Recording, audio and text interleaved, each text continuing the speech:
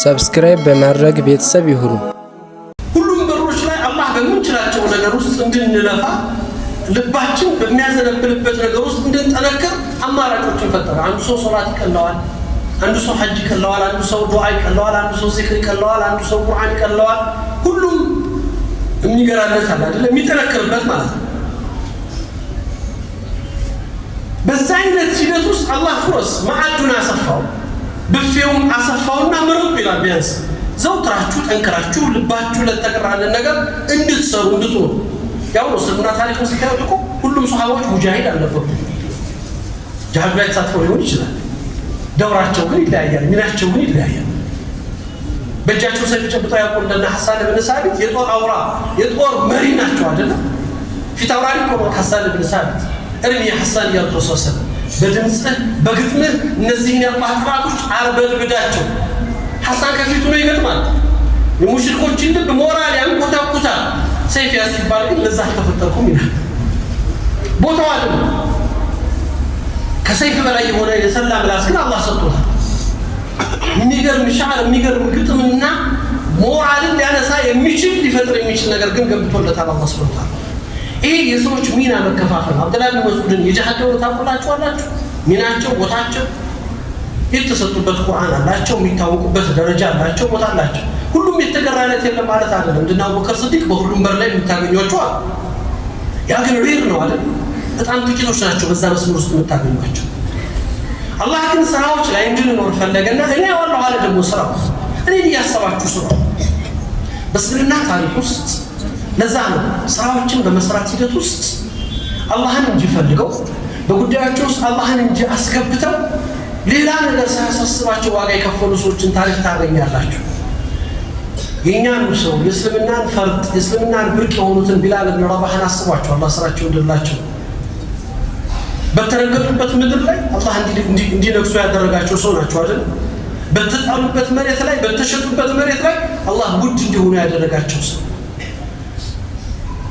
የተረገጠበት ካዕባ ዙሪያ ላይ ነው ካዕባው ላይ ወጡ ኢላን እንዲያደርግ ያደረገው። እኔ በጣም ከሚገርሙ በእስልምና ውስጥ ቢላል፣ አማር፣ ሰልማን፣ ሱሐይብ የሚባሉት እነዚህ ሰዎች አላህ ሪድዋኑላሂ ዐለይሂም ጀሚዓ ከሌሎች ሱሐባዎች የተለየ ማንነት አላቸው። የተለየ ማንነታቸው አሁን በወርዕ በተቋም ምናምን አይደለም።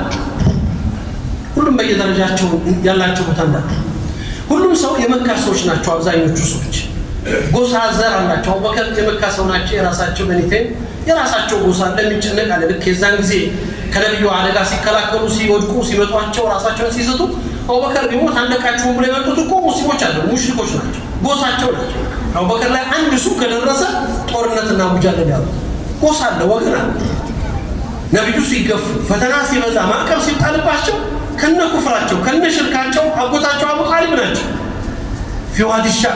ፊዋዲሻ አቡ ጣሊብ ነው ማዕቀቡ ራሱ የተደረገው። በአቡ ጣሊብ መኖሪያ አካባቢ ላይ ነው አይደለም ማዕቀቡ የተደረገው። የ3 ዓመት ማዕቀብ ሙሽሪክ ሆነው የወንድሜ ልጅ አሳልፌ አልሰጥም ብለው ዋጋ የከፈሉት አቡ ጣሊብ ረሃቡ ሊራቡ መከራውን ሊጋፈጡ ቆሙ።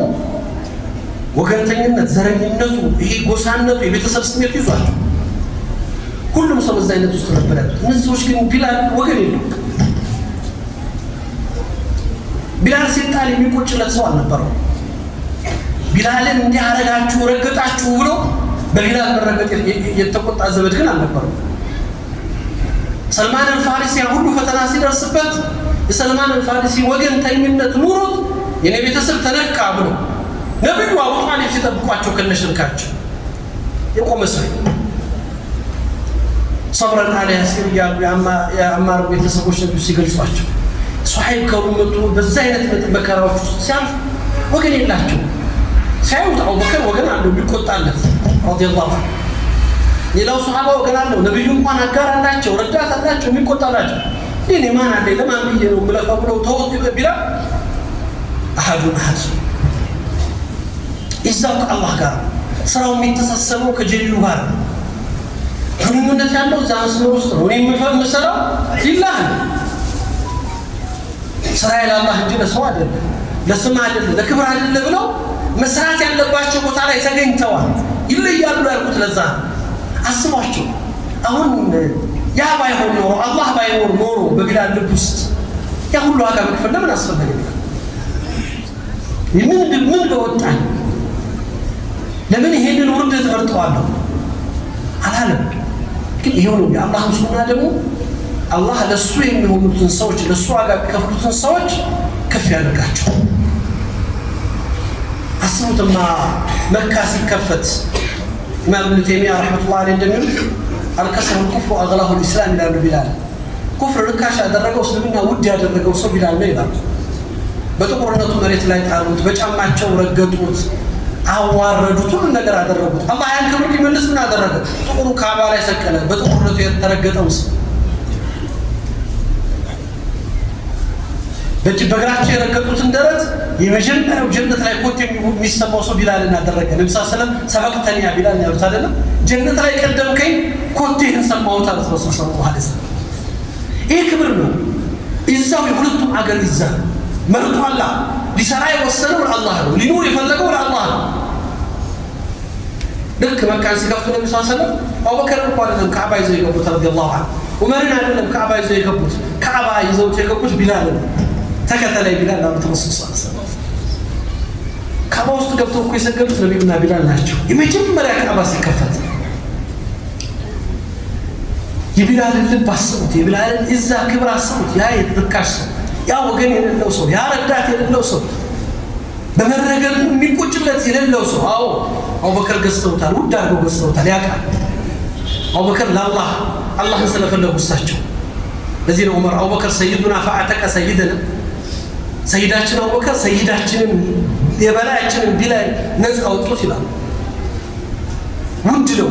ለዛ ነው ከኡመያ ብን ኸለፍ ሲገዙትን ውድ ዋጋ ሲጠራላቸው ወዲያው ሲከፍሉት እንዴ ለሱ ይሄን ዋጋ እንደዚህ እንደምትከፍል ባቅ ኖሮ ቀንስ ነበር እኮ ብትጠይቀኝ አላቸው። እኔ ደግሞ ብትጨምርም ገዛህ ነበር፣ ለኔ ውድ ነው፣ አንተ ዘንድ ርካሽ የሆነው ሰው አሉት። አኸራ ስለሆነ የሚገዛው የሚፈለገው አላህ ውዴታ ስለሆነ እና ቢላል በዛ ደስታ ውስጥ አስቧቸው መስጊድ ገብቶ ከነብዩ ጀርባ ብቻቸውን እሱና ተመርጦ እሱና ነብዩ ሰለላሁ ዐለይሂ ወሰለም ሰግደው አሁን ሲወጣ ደግሞ ሌላ ሊጨምሩለት ፈልጎ ረሱል ሰለላሁ ቢላል አሉት ይሄን ቤት አላህ ተባለ ይሄን ጥቁር ካዕባ አላህ ዘንድ ከቦታዎቹ ሁሉ ውድ ቦታ ነው አሉት። ምድር ላይ የተወደደ ውድ ቦታ ነው። አንተ ግን አላህ ዘንድ ከዚህ ቤት በላይ ውድ ነህ አሉት ረዲየላሁ ዐንሁ።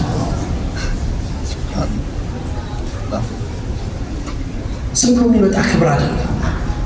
ያ ብቻ አይደለም። በዚህ አንቆሞ ታል ቢላል አሉት ውጣና እዚህ ካዕባ ላይ ያ የተዋረድክበት ምድር የከፍታ ቦታ መሆኑን አሳያችሁ። ትናንት በተዋረድክበት ቦታ ዛሬ የምትነግስበት ቦታ ነው። ውጣና አዛን አድርጋሉት። አቡበከር አይደለም አዛን እንዲያደርግ የተጠራው፣ ዑመር አይደለም። በአቡበከርና በዑመር ትከሻ ተደግፎ ካዕባ ላይ የወጣው ቢላል ረዲየላሁ ዐንሁ ምን አይነት ኢዛር ነው ትላለች። ለምን መጣ ይሄ ክብር? ዝም ብሎ የመጣ ክብር ነው። ዋጋ ተከፍሎበታል። ሊላህ ተብሎ ስራ ተሰርቶበታል። ራስን ተሰጥቶበታል። ማንነትን አሳልፎበታል። ይሄ ነው ሀያቱ ሁሉ ሙቅተረን ቢረሱሉላህ። ጉዞ እያንዳንዱ ሀያቱ ከነብዩ ጋር የተቆራኘ ያ ተራ ሰው የህይወት ግን ነብዩ ሰፈር ሲሄዱ ቢላል ከሩራቸው ካጠገባቸው ነው።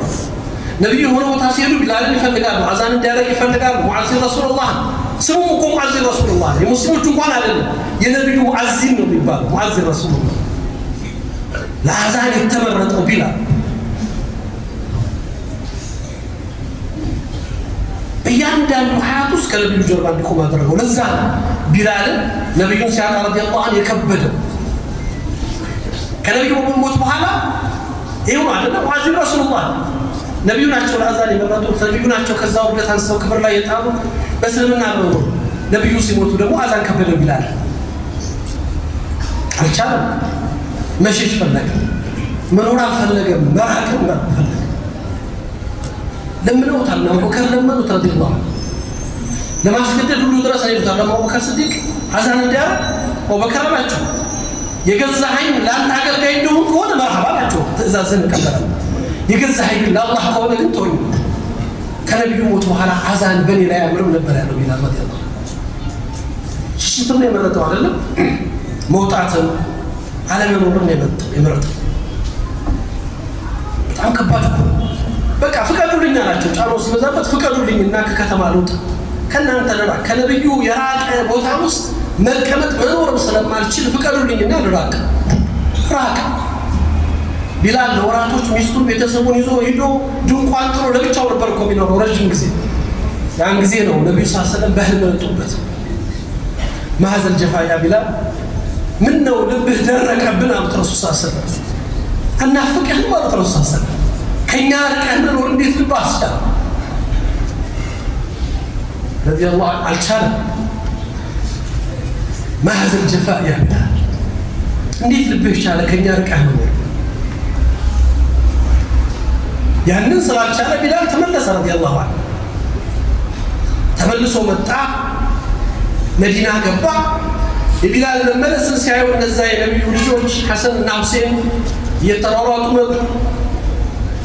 በአቡበከር ተለምነው በዑመር ተነገደው አዛን አደረግን ያሉት ያ ቢላል ናፍቀህናል፣ ድምፅህን አሰማን አሉት። እንዴት ብሎ እነዛ ልጆች ይከልክል? ነቢዩ ሶላት የሚያቋርጡላቸው ኹጥባ አቋርጠው ወርደው የሚስሟቸው አጠገባቸው እያሉ የሚናፍቋቸው ልጆች ናቸው ሐሰንና ሁሴን ማለት። ነቢዩ እኮ ኹጥባ አቋርጠው ሲያዩዋቸው ቤት መስጊድ ሲገቡ ኹጥባ እያደረጉ ሐሰንና ሁሴን እየመጡ ወርደው ስሟቸው ተመልሰዋል። ሳያቸው አልቻልኩም ማለት ቤት ጥሏቸው የመጡት ልጆች ያ በነቢዩ ፍቅር ውስጥ እንደዚህ ያደረጉ። አቡበከር ተገረሙ። ቢላል ያ ሁሉ ለምነንህ እምቢ ብለህ እንዴት እሻልክ አሉት። ሐሰንና ሁሴን ናቸው ነቢዩ የማይመልሷቸው ልጆች ናቸው። እንዴት ልመልሳቸው? ግን አልቻሉም። ካዕባው ላይ ወጡ። የቢላል ድምፅ ተሰማ። የመዲና ሰዎች በለቅሶ እያጀቡ ከተማውን ወደ መዲና መስጂድ መትመም ጀመሩ። መዲና ላይ ወጥተው አዛን ሲያደርጉ የቢላል ድምፅ ሲሰማ ግን አሽሀዱ አነ ሙሐመድን ረሱሉላህ የሚለው ላይ ሲወጡ ቃሉ እንዴት ይወጡ? ነቢዩ በሌሉበት የምስክርነት ቃሉን እንዴት ያደርጉት? መዲና በለቅሶ ተናጠች ይላሉ የዛን ዕለት። ይሄ ዝም ብሎ የመጣ ክብር አይደለም ወንድሞች፣ ዝም ብሎ የመጣ ደረጃ አይደለም። የተከፈለለት ዋጋ የተሰጠለት ማንነት አለው። ለዛ ነው አላህ የሚያወሳው። በሕይወታችን ውስጥ አላህ ጋር እኛን ሊያሳይ የሚችል ስራ አለ፣ ሊያስጠራ የሚችል ስም አለ። አንዳንድ ጊዜ እኮ አብረህ መኖር ብቻ ነው። ነቢዩ ሰለላሁ ዐለይሂ ወሰለም መዲና ተቀምጠው ነው አይደለም ለሷሃቦቻቸው። የየመን ሰው አለ፣ ሷሃባዎቹ ነው መልስ ይነግሯቸው። ከየመን አንድ ሰው አለ ስሙ ዑወይስ የሚባል ሰው፣ የቀረን ጎሳ የሆነ ሰው ባህረን ቢኡሚ እናቱን የሚንከባከብ የሚኻድም ሰው አለ። በሀያት እያለ እኔን መዘየር ይፈልጋል፣ ማግኘት ይሻል፣ ግን የእናቱን ሐቅ ፈርቶ ሳይመጣ ሳያገኘኝ እሱን እኔን ሳያገኘኝ ይሞታል። ወደፊት ይመጣል ሐጅ ላይ ከእናንተ ውስጥ ያገኘው ሰው ዱዓ እንዲያደርግለት ጠይቁት ብለዋል ተረሱል። ሳይውት የመን ላይ ያለ አንድ ማንነቱን የማይታወቅ ሰው እኮ ነው ዑወይስ አልቀረኒ። ይሄንን የነቢዩን ወስያ የሰሙት ዑመር ግን ሊላቀቁ አልፈለጉም። በዘመናቸው በአስተዳደር ዘመናቸው በየዓመቱ ሐጅ ላይ ሲደርሱ ዑመር የተለየ ስራ ይሰራሉ። የየመን ሰዎች ያሉበት ቦታና ይሄዱና የየመን ሰዎች ናቸው፣ አዎ። የከሌ ጎሳ ናቸው፣ አዎ። የቀርን ቀቢላ ናቸው፣ አዎ። ከመካከላቸው ዑወይስ አልቀረኒ ያለ ይላል። በየዓመቱ ይጠይቃሉ። ግራ ይገባል። ዑወይስ አልቀረኒ የየመን ሰዎች አያውቁትም። ዑወይስ አልቀረኒ የመን ማንነቱ አይታወቅም። ራሱን ደብቆ የሚኖር ሰው ነው። ዑመር መጠየቅ ሲጀምሩ የየመን ሰዎች ማን ነው ሄዶ ዑወይስ አልቀረኒ እያሉ መፈለግ ጀመሩ። ምን አይነት ሰው ቢሆን ነው እኔ ደግሞ ምን እንደዚህ የሚፈልጉት? ነቢዩ ሳያዩት ይህ ኸይር ስራ ያችሁት ሊላህ ተብሎ የሚሰራ ስራ በዛም አላህ ስራው ይላል። መቼ ነው የእሱ የበለጠ መታወቅ ጀመረው? ዑመር ከመሞታቸው ከአንድ ዓመት በፊት ዑመር እሱም በተገናኙ ዓመት ነው የሞቱት። ከአንድ ዓመት በፊት የእሱ ሼክ የቀቢላው የቀረን ጎሳ መሪና ሼኹ መጥተው ዑመር እንደለመዱት የየመን ሰዎችን ፍለጋ መጡ። ከመካከላቸው ዑወይስ አልቀረኒ ያለው ሲሉ እኔ ጎሳው መሪ ነኝ አላቸው። የእሱም ሼክ ነኝ፣ እሱ አልመጣም። ዑመር እንደጠየቁት ታውቃላችሁ? እንዴት ነው ዑወይስ አልቀረኒ? ደህና ነው። እናቱስ በሀያት አለች? አዎ። በሀያቱ ካለችማ አይመጣም፣ አላገኘነውም ይላሉ ዑመር። ምክንያቱም እናቱ ስትሞት እንደሚመጣ ነግሯቸው ረሱል ሰለላሁ ዐለይሂ ወሰለም። ይሄ ሰው በጣም ተገረሙ። እዛ ሲሄዱ ሐጅ እንዴት እንደነበር ለዑወይስ አልቀረኒ ሲነግሩት የዘንድሮ ሐጅ ይለያል አላቸው። ዑመር ብን ኸጣብ መጥቶ የየመን ሰዎችን ፈልጎ እንዲህ ብሎ ጠይቆ እኔን አግኝቶ ስላንተ ጠየቀኝ ስለኔ አላቸው አሚር አልሙእሚኒን አዎ ስሜን ጠርቶ አዎ ስምህን ጠርቶ ሌላስ ምን አለ እናቱ እንዴት ናት ብሎ ጠየቀኝ አለ እናትን መኖሩን ያውቃል አዎ ያን ጊዜ ሁሉም ሰው እሳቸው ላይ ትኩረት ማድረግ ጀመረ የሚታይ ሰው አይደለም ተራ ሰው ነው አዲ ሰው ነው ኖርማል ሰው ነው ይሰልቀረ በመቀጠለው አመት ነው የመጣው እንግዲህ ሲመጣ እናቱ ሙተሐጅ ለማድረግ ሲመጣ ዑመር እንደለመዱት ጠየቁ አገኙት አንተ ነህ ወይስ አዎ አላህን አመሰገኑ ዱዓ አደረጉ አሊ ኢብኑ አቡ ጣሊብ ጠሯቸው ና አሊ አሏቸው ወይስ አልቀረን ይሄው መጥቷል አሏቸው ነብዩ እንደነገሩ ዱዓ ያደርግልን አሏቸው ዱዓ አድርግልን ለእናንተ አሚር አልሙእሚኒን ለው አሚር አልሙእሚኒን እኔ ነኝ ዱዓ ማረገው ለነብዩ አጎት ልጅ ለአሊ ኢብኑ አቡ ጣሊብ እኔ ዱዓ አረጋለሁ አይ ግዴታ ነው ነብዩ አድርጉላቸው ብሎ አላደረግም መርሐባ ብሎ ዱዓ አደረገላቸው ዱዓ ማድረጉ ብቻ አይደለም ጨርሶ ሲያበቃ ዑመር አንድ እድል ስጠኝ አሉት ከዚህ በኋላ ህይወትን ከኔ ጋር አድርግ መዲና ላይ ነው ልካት ማለት ነው አልችልም አላቸው አሚር አልሙእሚኒን እስከዛሬ የተደበቁ ሰው ነበርኩ በማህበረሰቤ ውስጥ አላህ እንዲያቀኝ እርሱ ግን በሚጠይቁት ጥያቄ የምን ሰዎች ማን ነው እያሉ እኔን ማወቅ ጀመሩ ማያውቁ ሰዎች አወቁ አሁን የምጠይቆት እኔ ደግሞ የምለምነው አላህ ብለው ይተውኝ ያላቸው ከዚህ በላይ ሰው እንዲያቀኝ አልፈልግም ካላህ ውጭ ሳያላህ ጋር እንጂ ሰው ጋር እንዲወጣ አልፈልግም ስሙን አልፈልገውም እና ይተውኝ አላቸው እሺ ምንድነው የምትፈልገው አሉት የመንም ሰዎች አወቁኝ መዲናን በርሰው ሰዎች አወቁኝ ወደ ኩፋ ልሂድና የራሴን ሀያት ልኖር አላህ ጋር ብቻ ልኖር አላቸው ኦኬ እሺ አንድ ነገር ፍቀድልኝ አሉት የኩፋውን ዋሊ አሚሩን ልንገረውና ለአንተ ተቆራጭ እንዲያደርግልህ እንጂ ከባከበህ ላድርግ አሉት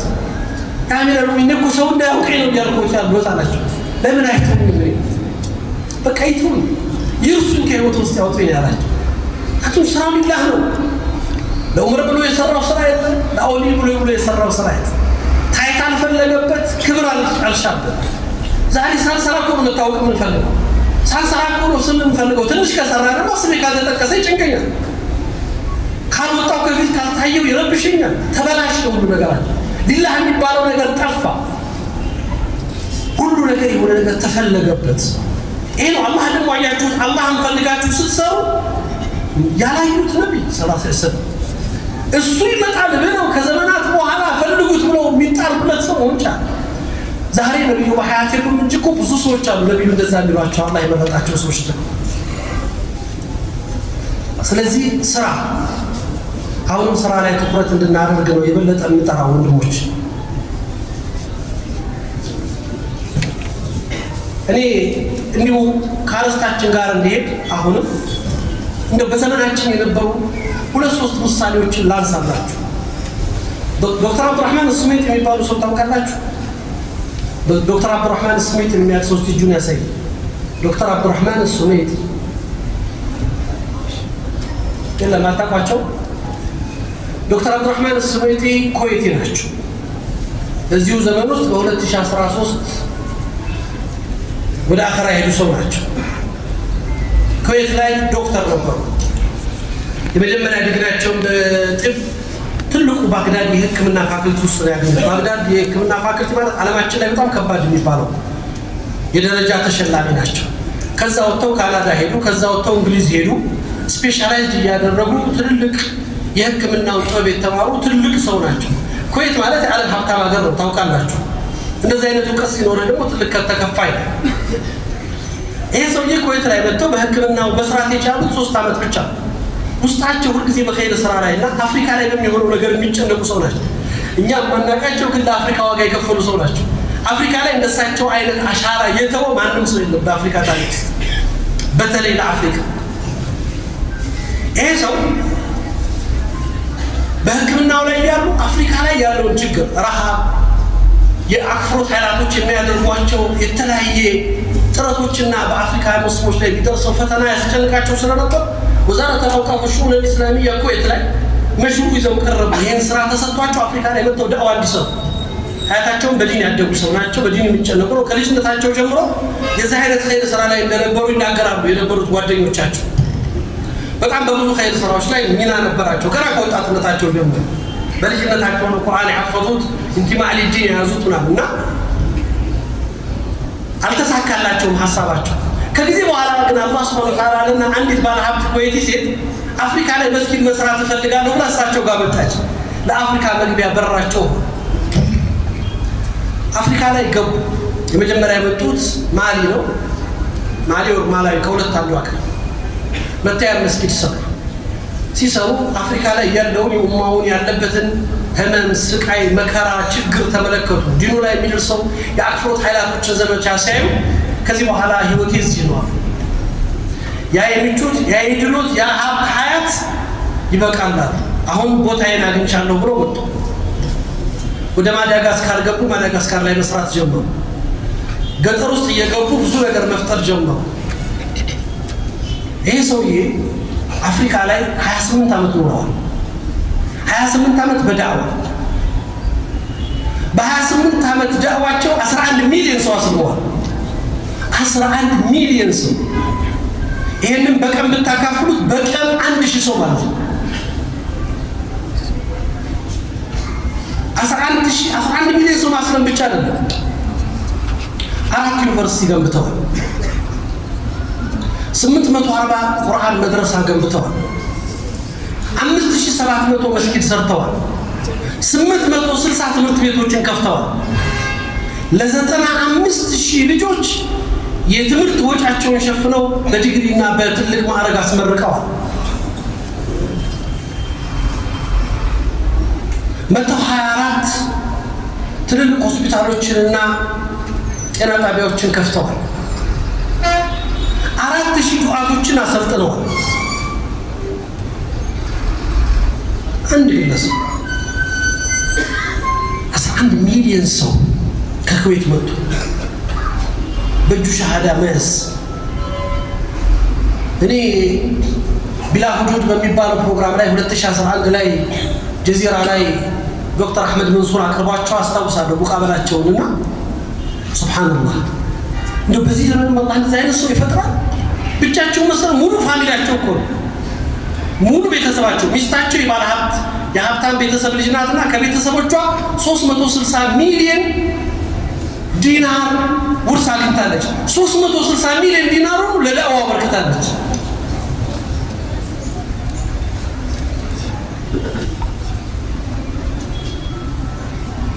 አብራቸው በዳዕዋ ውስጥ ኖራለች።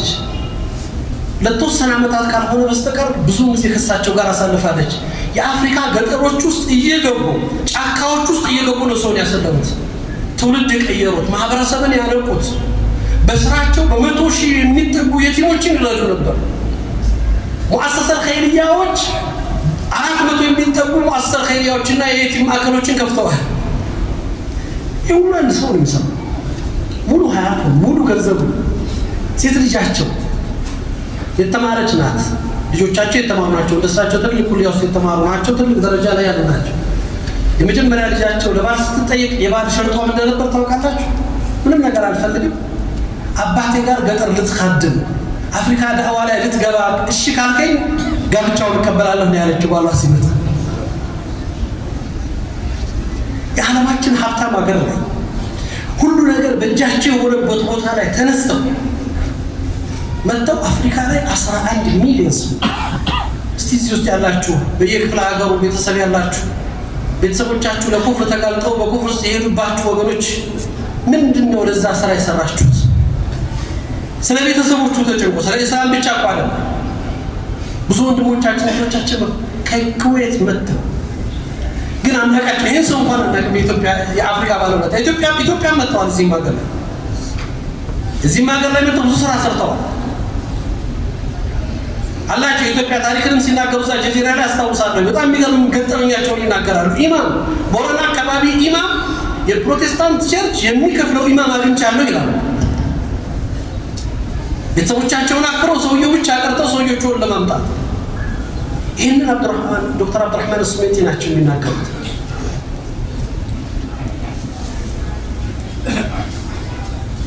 በዚህ አይነት መልኩ መጨረሻ እድሜያቸው ላይ ታመው ተኝተው ይባላል ህመማቸው ጠንክሮ ገይቡባ ውስጥ ሆኖ በነዱ ቁጥር መቼ ነው አፍሪካ መሄድ ይሉ ነበር፣ መቼ ነው ወደ ዳዕዋው መመለሰው ይሉ ነበር ይላል። በዚህ ዘመን ውስጥ ይሄን ብላችሁ የሰው የሞቱት 2013 ነው። የዛሬ 13 ዓመት ነው የሞቱት። በቀን 1000 ሰው ማስለም ያ አላህ ምን አይነት ይሄን ሁሉ ተቋም መገንባት 5700 መስጂድ አገራችን ላይ እኛ ለአካባቢያችን ማህበረሰብ እኮ ለመስጊድ ለመነመን እኮ እዚህ ለመስጊድ አውጡ ተብሎ ምን ያክል ይሄን መስጊድ ለመጨረስ ምን ያክል ዋጋ እንደተከፈለ ታውቃላችሁ? አዲስ ሰው ምናልባት ሙስሊሙ ሰፈር ተብሎ የሚታወቀው ትልልቅ ሙስሊም ባለሀብቶች የሚኖሩበት ተብሎ የሚታወቀው ሰፈር ውስጥ ይሄን መስጊድ ለመጨረስ እዚህ ያሉ ኮሚቴዎች የከፈሉትን ዋጋ እናውቃለን ሁላችን። ሰው መጥቶ እንዲሰራልን እንፈልግ ነበር። ሌሎች መጥተው እንዲጨርሱልን እንፈልግ ነበር። ሰው ደግሞ ሲሰጠው አኸራ ሲያስጨንቀው መኖር ያለበትን አኸራ መሆኑን ሲያውቅ ደግሞ ምን እንደሚሰራ ደግሞ ተመልከቱ። ሀብቱን አምጥቶ አፍስሶ የራሱን ሀብት ሚስት የምትወደውን ንብረት ከቤተሰቦቿ ያገኘችው ውርስ እሱ የሰጣትን ማለት ነው። አንድ ቀን ይላሉ አብዱራህማን ስሜት እዛ ጀዚራ ላይ ሲናገሩ ከሰማኋቸው አንድ ቀን ሚስት የረጅም ጊዜ አንድ ጫካ ውስጥ አሳለፍን ይላሉ። አንድ ጫካ ውስጥ 3 ወር ምናምን ቆየን ይላሉ። እዛ ያሉትን ጎሳዎች እየጠራን እያስተማረ ሚስቴ ጋር ነበር ይችላል እና በቃ ትልቁ ምግባችን የቀምግባችን ሙዝና ዳቦ ነው ይላሉ። ሙዝና ዳቦ ሌላ ነገር የለም። እና የኔስ በቃ የመረጥኩት ሀያት ነው። ሚስቴ በጣም አሳዘነችኝና እንደው ኩዌት መመለስ አልናፈቅሽም አልኳት። እንድትመለስ ፈልጋ ቤተሰቦችሽ አልናፈቁሽም? እንደው ያ የኩዌት ሀያት ኩዌት መመለስ አትፈልጊም አልኳት። እሷ ጥያቄ ለውጥ አንድ ነገር አለችኝ አሉ አብዱራህማን አለችኝ አሉ አላህ ሱብሓነሁ ወተዓላ ስራችንን ተቀብሎት አዝኖልን ጀነት ብንገባ ጀነት ውስጥ የምንመላው ምግብ እንደዚህ ምግብ ይጣፍጣል አለችኝ አሉ። ዳቦና ሙዙ ማለት ነው። ሻይ የሌለው ምናምን የሌለው ዳቦ። እቺ እንግዲህ የሀብታም ልጅ በዚህ ዘመን የነበረች ሁሉ ነገር የተሟላላት። ዛሬ እኮ ሚስቱን ለማስደሰት ነው ሰው ሐራም የሚገባው። ልጆችን የሆነ ቦታ አስተምራለሁ ብሎ ነው አላህን የሚወነጅለውና የሚያጭበረብረው። ከነከሌ እንዳናንስ ተብሎ ነው ብዙ ነገር ውስጥ የሚገባው። ሲገባህ ግን እስልምና ይሄ ለሰላም መኖር ስትጀምር ግን በዚህ ልክ ነው የምትኖር። ይዘን ወቁ ታሪካቸውን ማለት አንዳንድ ሰዎች ስንፈልገው አልሰማም። ይሄ ሰው በጣም ብዙ ሽልማት ተሸልሟል። ከመሊክ ፈይሰል ሽልማት ጀምሮ ትልቁ የሚባለው አረቡ ዓለም ላይ መሊክ ፈይሰል ሽልማት የዛጁ ናቸው ምናምን ብዙ ነገር ተሸልሟል። ግን አንድ ቀን ግን ሽልማት ፍላጎት አልነበራቸው። ለሽልማቱ ማይገኙ ነበር ይባላል። በወኪል ነበር ሽልማቱ የሚሰጠው።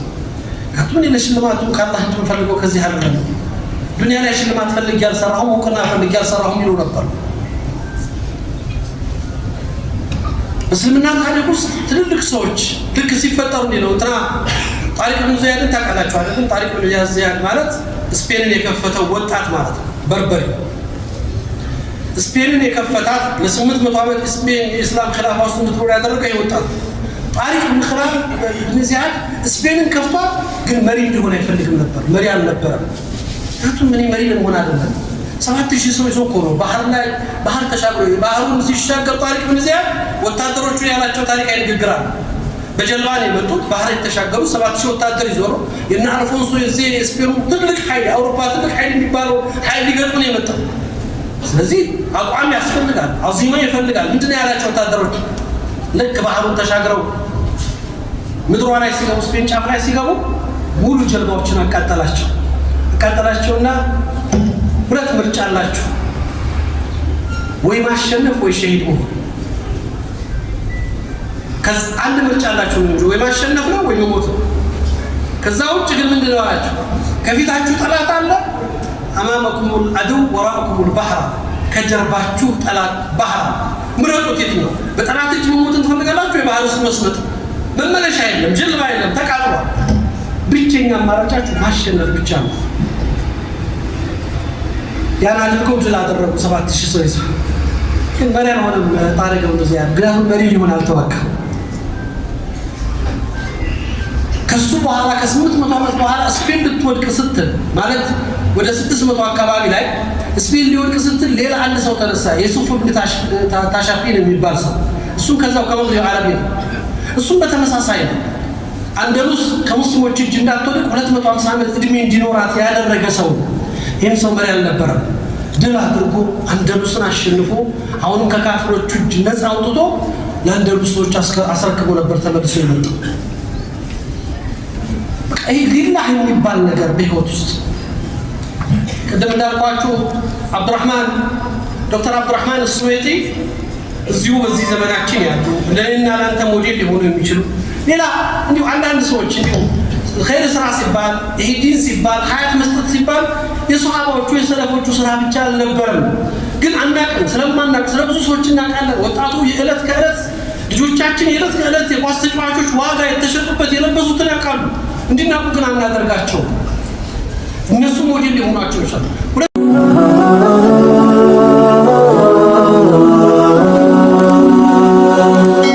ሰብስክራይብ በማድረግ ቤተሰብ ይሁኑ።